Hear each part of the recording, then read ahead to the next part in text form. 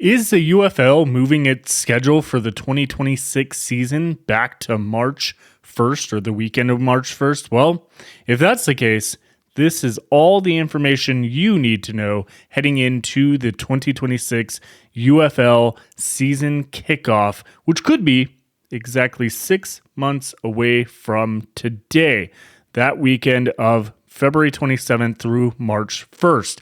Now, of course, there's been a lot of commentary between league officials, insiders, James Larson, Mike Mitchell, all of these people that basically work throughout their careers to get the best information for the UFL or from the UFL and the league itself. Well, we go back to the interview with Mike Repole from the Kublik show a couple weeks ago, where they officially announced, obviously, that the Birmingham Stallions were staying. But there was some context in there that we've briefly talked about through some videos. But I wanted to talk about it today because today, if it's true, today marks the 6 months until kickoff of the 2026 UFL season, and there's a lot that still needs to be done before we can even remotely get to that date. Now let's go ahead and go back to the article on ProFootballNewsroom.com from James Larson talking about the recap from Repole and everything he was saying about the league in 2026. So, within the back and forth commentary, Repole dropped an interesting nugget. March 1st. We've heard that there is a scenario where the league targets a 2026 kickoff around the weekend of February 27th and March 1st. Mike may have simply stated wrong dates, but it's worth noting that this is what he said exactly. I want to make some noise. This league is going to make noise. I really believe that the UFL can be the number 3 sport outside of pro football and college football. Let's just take this from March 1st to the end of June, which we'll talk about that in a second. Football is king in all of America, and I want to create some noise with the fans.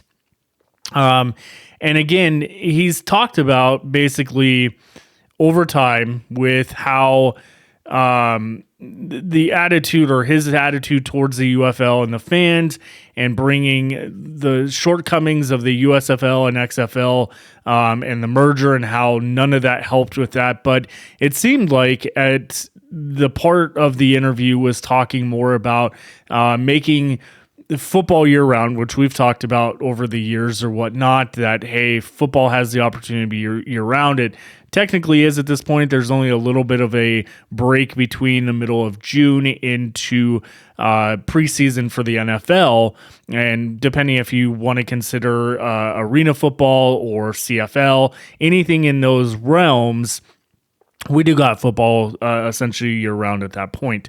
But when we take a step back and we look at what exactly Repole is saying about the UFL 2026 season and beyond with the schedule, it's kind of weird, because when you take into consideration what he talks about, basically, let's take this from March 1st to the end of June, which is very odd dates. Again, you talk about March 1st and then the end of June. That is way more than the allotted 12 weeks that spring football has. And that's kind of where it's a little weird. It's kind of like one of those tongue-in-cheek messages that he's providing to fans or to people listening about this. It doesn't seem like that's the case, because you would be looking at potentially, I think that's 14 or 15 weeks total, even with like a bye week in between the conference championship games and the actual championship. It just would not make any sense. So that's where kind of you've got to take into consideration what exactly is he talking about here with making the league March 1st to the end of June, unless, again, down the road, we've talked about the expansion and everything like that with bringing more teams in could result into a longer season in comparison to the 10-week season that we currently get, and then the 2 weeks of postseason for conference championship games, and then the actual UFL championship game, which normally is falling right now in mid-June. So if we're taking it from March 1st all the way to the end of June, that's where it just doesn't make sense on a calendar based on the current schedule that the UFL has. And I don't think with 8 teams they're going to expand the season or add more games. It wouldn't make sense towards season tickets. I think we've talked about with St. Louis this past season was that there was just too much football where it brought down numbers because of the fact that they had an extra game, plus they had the conference championship, plus they had the actual UFL championship game there as well, which could indicate at that point that fatigue and stuff like that from spring football could essentially happen if you don't have more teams in this, and it's just the normal 8. Now, of course, we got somewhat of the announcement of the Columbus team being a relocation spot. We talked about over the weekend, talking about Louisville being another like area that they could relocate to. We know at least 2 teams will be relocated, up to 4, according to Repole, when he first signed on to the league as a co-owner, taking ownership of the league or whatnot. So again, when we take a step back to the schedule portion of this, I would almost say that this was kind of more of a thing that could be taken out of context. I don't know that the start of the weekend, I know from what I've read in other people's posts and everything like that, that Fox and ABC and ESPN have a lot scheduled during that first week of March, or the weekend of February 27th through March 1st. There's a lot of stuff already taking up the airways on those days. So to me, I feel like that would not be the case. I could see it, though, starting the second weekend of March, which again would be just over about 6 months and like 5 days away from now, or 4 days away from now, depending if Fox continues with Friday night games. We have not even heard anything about that continuing with the UFL. So do I think this schedule would work, the February 27th through March 1st date? Yes. We've talked about that on the channel numerous times. I've seen it in the comments that weekend after the Super Bowl would work very well. Well, this wouldn't be exactly that week after, but this would at least give maybe a week or 2 of a break for fans, and then all of a sudden you would have the UFL kicking off. I think it'd be prime. Obviously, I know there's going to be a lot of comments in the comment field about March Madness. I think that no matter what, they're going to have to deal with March Madness no matter when they start the league, because we're not going to start the league in the first week of April or outside of April into the end of June. I think that's way too late for the league. Again, we've talked about with the USFL schedule and how that worked, and just how hot it gets in some of these locations that the league is in. Could be a problem factor with that.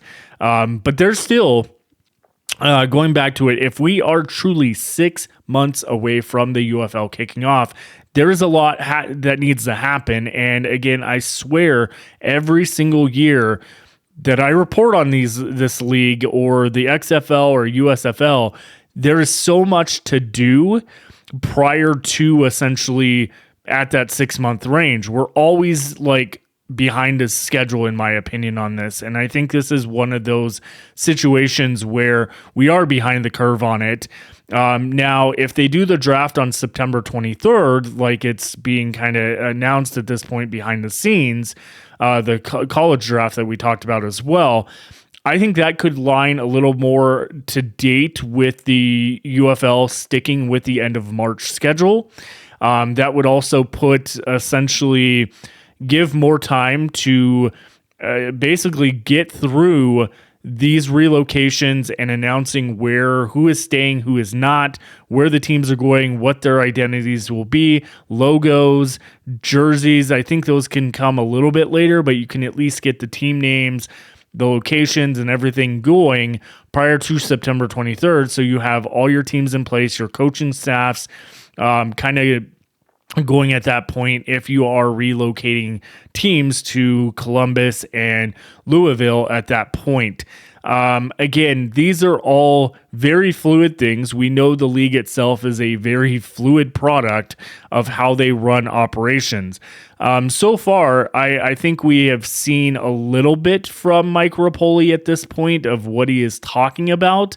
But to be quite frank and honest, I don't 100% see the vision yet. I don't see where we are going currently with the UFL when we continue seeing the exact same mistakes being made even after he took over on July 31st. We are now going into almost just over a month since that happened, and we are we're no longer closer, or no difference in being closer to having some type of scenario worked out where what we know about the league in 2026. I think as days continue to go by that we do not have any information about schedule, about the anything really regarding the league with relocation or anything like that. It puts the league behind the curve on this one, where they are not where we should be at. I do think 6 months is not that much time. We've talked about this in the previous years where it just kind of fades off. They had opportunities this past weekend when Ohio State was playing at home against Texas. They had the opportunity at that point to advertise potentially Columbus coming to, or the UFL coming to Columbus in 2026. There's no league nothing from the league at all. This game was held on Fox.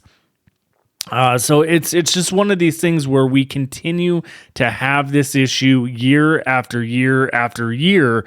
And quite frankly, it's disappointing when it comes down to all these scenarios where it should not be this hard to continue going back and forth, left and right. And I think my camera cut out there for a second. We continue to go back and forth on everything where it's the same scenario over and over. We can't actually have just a true off season with proper building and marketing and everything like that.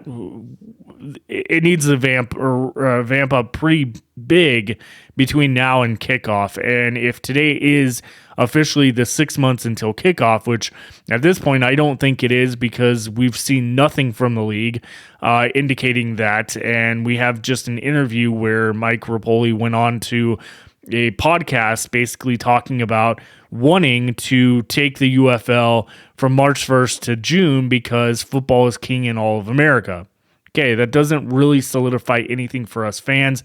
I am curious to see what happens over the next couple weeks, because in my opinion, if they keep the September 23rd date for the college draft for the UFL, I would almost say we'd have to get something more in concrete about the Columbus team, about the other location, whether it is Louisville or wherever the case may be, what teams are staying. If it's Michigan and Birmingham that's staying, we know Birmingham at least. We know kind of 25% of the information overall, and that's it. And I really think that they need to start gearing up massively. I think they need to start advertising on Fox with the NFL coming up this upcoming weekend.